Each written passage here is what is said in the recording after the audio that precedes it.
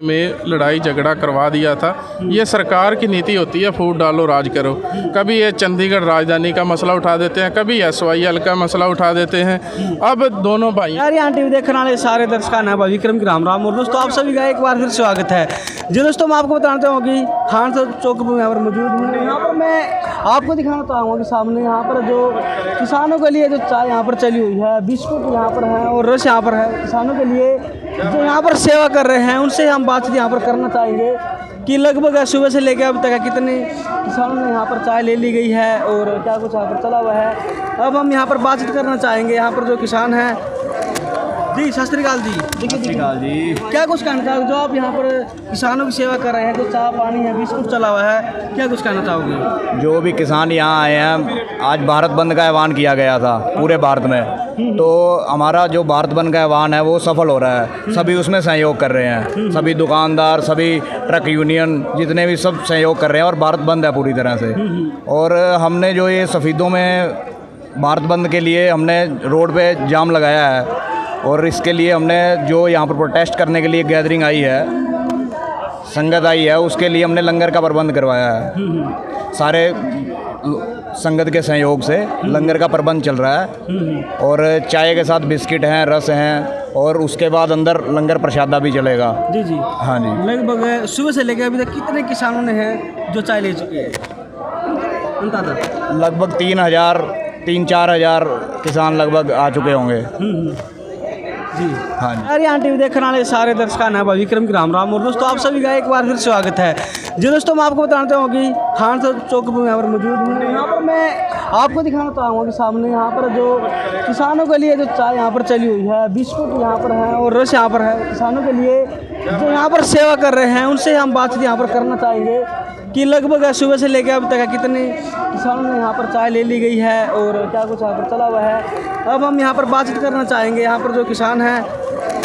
जी सत श्री अकाल जी। देखिए जी, क्या कुछ कहना चाहोगे जो आप यहाँ पर किसानों की सेवा कर रहे हैं, जो चाय पानी है बिस्कुट चला हुआ है, क्या कुछ कहना चाहोगे? जो भी किसान यहाँ आए हैं, आज भारत बंद का ऐलान किया गया था पूरे भारत में, तो हमारा जो भारत बंद का ऐलान है वो सफल हो रहा है। सभी उसमें सहयोग कर रहे हैं, सभी दुकानदार, सभी ट्रक यूनियन जितने भी सब सहयोग कर रहे हैं और भारत बंद है पूरी तरह से।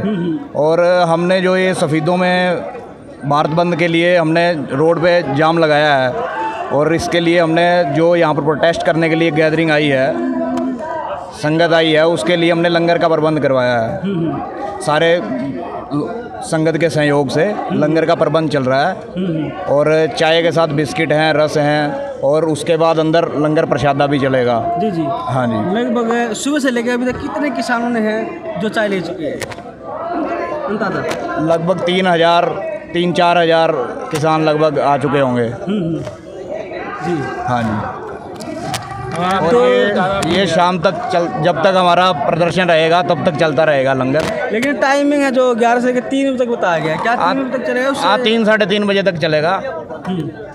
जब तक प्रदर्शन चलेगा तब तक चाय का और लंगर चलता रहेगा। जी जी जी जी।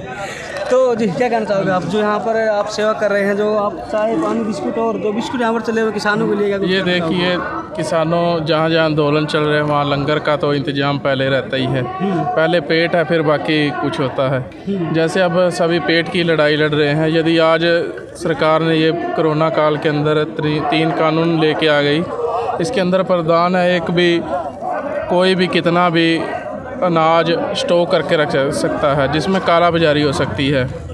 यदि काला बाजारी हो जाएगी, कोई पूंजीपति अनाज को इकट्ठा करके रख देगा तो उसकी आप देख सकते हैं डिमांड कम बढ़ने और उसका स्टॉक जो है उसको रोकने से कितना, उसके जैसे प्याज है, प्याज का रेट क्या है, ये काला बाजारी के कारण है। इस तरह ही इन्होंने एक और कानून बनाया। अभी कभी ज़मींदार का पहले होता लीज का समय होता था, इसके अंदर अब कोई लीज का समय नहीं रहा। यदि मेरा बाप आज ज़मीन लीज पे दे के चला जाता है किसी कंपनी को, आगे हमारे आने वाली पीढ़ियाँ सारी मजदूरी करती रहेंगी। और इसके अंदर ये अब सरकार को यही हमारी मांग है भी इन कानूनों को बिल्कुल वापस किया जाए। इससे अधिक और कुछ नहीं किसान चाहते। आपको क्या लगता है सरकार जो किसानों के सामने झुक पाएगी? जो किसान हैं जो प्रदर्शन कर रहे हैं, जो लाखों जो लोग हैं, किसान हैं, दिल्ली में मौजूद हैं, क्या किसान ये अपने हक की लड़ाई लड़ रहे हैं, ये किसी प्रकार का कोई और कुछ नहीं मांग रहे। किसान जितने भी आज संगठन आए हुए हैं सभी किसान बैनर के नीचे आए हुए हैं, कोई भी किसी पार्टी का बन के नहीं आया, सभी किसान बन के आए हैं। आज हम किसान होने के नाते अपना फ़र्ज पूरा करने आए हैं। यदि आज हम इन कानूनों का विरोध नहीं करते, हमारी आने वाली पीढ़ियां हमें जूतियों से मारेंगे भी आपने क्या किया। यदि सरकार का तो यही मकसद है किसी न किसी तरह इस कानून को लागू करके और ये जो आंदोलन चल रहे हैं इनको दबाया जाए। कहीं खालिस्तानी का नारा लगा देते हैं यदि किसान इसके आगे आते हैं, या कोई JNU के अंदर छात्र प्रदर्शन करते हैं तो उसको टुकड़े टुकड़े गैंग, या प्रोफेसर प्रदर्शन करते हैं तो अर्बन नक्सल, इस तरह से सरकार का प्रोपोगंडा है चला हुआ है। उसको सरकार अपने प्रोपोगंडा के अंदर यही चाहती है अंबानी जो पूंजीपति हैं, अडानी अंबानी, उनको बढ़ावा देना। इनका किसानों से कुछ लेना देना नहीं है, ना ही मेरे को लगता है भी इनके अंदर किसी के अंदर समझ है।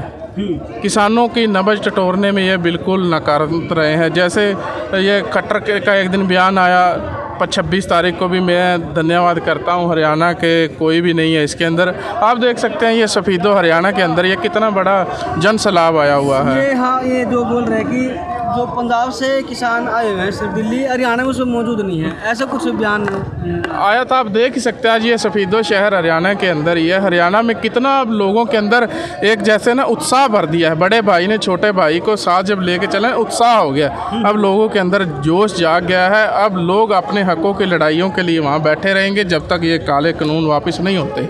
जैसे कि आपको पता है कि जो हरियाणा एक पंजाब का हिस्सा होता था और 1 नवंबर 1960 में हरियाणा अलग हुआ था। पहले तो हिस्सा पंजाब का ही था, आपको पता है। और दिल्ली में जब मैं वहाँ पर गया तो वहाँ पर बहुत ही अच्छा एक भाईचारा वहाँ को देखने को मिला। ये भी सरकार का, इसमें तो हम धन्यवाद ही कर सकते हैं। अभी सरकार ने 1966 के अंदर जो भी आपस में भाईचारे में लड़ाई झगड़ा करवा दिया था, ये सरकार की नीति होती है फूट डालो राज करो।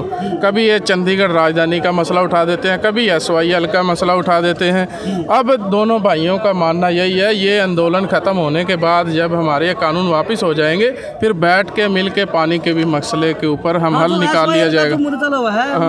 जो बात चल रही है उसके बारे में थोड़ा आप जितने दर्शक देख रहे हैं उसके बारे में थोड़ा बता दीजिए। SYL का जैसे भी अब ये आंदोलन ख़त्म होने के बाद सरकार हमारी मांगे मान लेती है तो पंजाब जो है हमारे साथ न्याय करेगा। पंजाब वाले बोल रहे हैं जो पानी है पाकिस्तान को, ये सिंधु नदी का, ये कश्मीर से ये पानी जो जा रहा है उसको हम रोकेंगे। एक तो पाकिस्तान के साथ आप जाके बर्थडे पे बिरयानी खाते हो और भारतवासियों को पाकिस्तान के साथ लड़ाते रहते हो। ऊपर क्या है नीचे क्या है, ये जनता को भड़काने का इनके पास। कभी हिंदू मुस्लिम आपस में लड़ा दिया। हमें एक किसान है, ना हम हिंदू हैं, ना सिख हैं, ना ईसाई, हम तो किसान हैं। किसान का मुद्दा लेके आगे बढ़ रहे हैं। जैसे कि कहावत है कि हिंदू मुस्लिम सिख ईसाई आपस में सब भाई भाई। हम ये भाईचारे का तो मिसाल है। देखिए आप हिंदू भी हैं, मुसलमान भी हैं और इसमें सभी व्यापारिक संगठन भी हैं। सफ़ीदो पूरा बंद है, मंडी पूरी बंद है। जैसे ये कह रहे हैं अभी आड़ती सिस्टम ख़त्म हो जाएगा। सुषमा स्वराज का बयान था जिस टाइम वो जीती जागती थी, विपक्ष में थे, उन्होंने एक बयान दिया था भी जो आड़ती हैं ज़मींदार का ATM है, आज ये हमारे ATM को ही तोड़ने जा रहे हैं। हमारे आड़तियों के साथ जब से 1947 आज़ाद हुआ है ना, देश भारत बना है, भारत पाकिस्तान, जो सिख जट सिख हैं, रेफ्यूजी जिनको बोल देते हैं, वो उधर पाकिस्तान से इधर आए थे। आड़तियों ने हमें बसाया था, आड़तियों ने हमारे ऊपर विश्वास किया था। आज हम उसको, उनका जो विश्वास किया है हम आज उनके साथ हैं। आज हमें उनको डूबने नहीं देंगे आड़तियों को। मैं आड़तियों भाइयों का भी यहाँ देख ही रहे हैं कितना सहयोग है। आड़ती व्यापार मंडल सभी जुड़े हुए हैं। हम सब एक साथ मिलके ही चलेंगे, किसी को भी डूबने नहीं देंगे, बेरोजगार नहीं होने देंगे। आड़तियों के आप पता है मुनीम लगे हुए हैं। यदि आड़ती सिस्टम ख़त्म हो गया मुनीम भी ख़त्म हो गए। हम कॉर्पोरेट का मजदूर नहीं बन के रहना चाहते।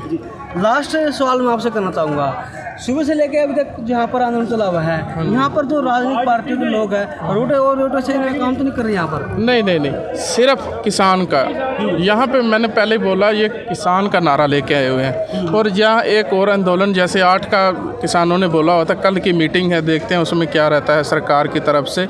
हल निकलता है तो अच्छी बात है, नहीं तो किसान वहाँ बादाम का भी लंगर लगा हुआ है बिल्कुल, और किसी बिल्कुल। तरह की कोई जिस कमी वक्त- नहीं है। जिस वक्त में वहाँ पर बादाम जो निगाह जो बोलते हैं, हाँ, निहंग आप, सिंह शरदाई पी रहे हाँ, हैं तो उससे एक जोश बढ़ता है। तो मैं उससे वहीं पर मौजूद था, वहाँ पर वो बादाम बांट रहे थे, तो किसी तरीके से बहुत आपने देखा होगा दिल्ली से कितने लेडीज बच्चे सभी वहाँ आए हुए हैं अपने हकों की लड़ाई के लिए। आज मान लीजिए इन्होंने पूंजीपतियों को दे दी, ये ज़मीनें हमारी दे दी, तो उसके अंदर इन्होंने सभी का जो पूंजीपति क्या करते हैं, MRP चलेगा, MSP तो ख़त्म ही हो जाएगा। हमें बिल्कुल थोड़े दाम ओड़ी कोड़ी दे के ज़मींदार से ख़रीद लेंगे, उसके बाद ये स्टॉक कर लेंगे, स्टॉक होने के बाद ये मनमाने रेट के ऊपर आपको देंगे अनाज। उस टाइम सभी को पता चलेगा भी ये आंदोलन क्यों हो रहा था। जी जी आप समझ पा रहे हैं ना इस बात को। और हमारा तो यही मानना है भी सरकार इसका हल निकाले। इस तरह से जो किसान खेत में होना चाहिए, आज सड़कों पे आज तक कोई इतना बड़ा आंदोलन नहीं हुआ। और मैं इतना ही कहना चाहूँगा। आपका धन्यवाद, आप यहाँ आए हो। इसमें ये सभी भाइयों को जान लेना चाहिए, इसमें अकेले किसानों का ही नुकसान नहीं है, हर वर्ग का नुकसान होगा इसमें। कोई मज़दूर है या दुकानदार है या कोई भी है, सभी का नुकसान होगा। क्योंकि इसमें एक कानून ये भी है, इन्होंने जो जैसे कोई फसल खरीदेंगे जो पूंजीपति हैं तो उसे जितना मर्जी स्टॉक कर सकते हैं वो। पहले ये कानून था भी स्टॉक की कुछ लिमिट थी, कुछ टन तक स्टॉक कर सकते थे।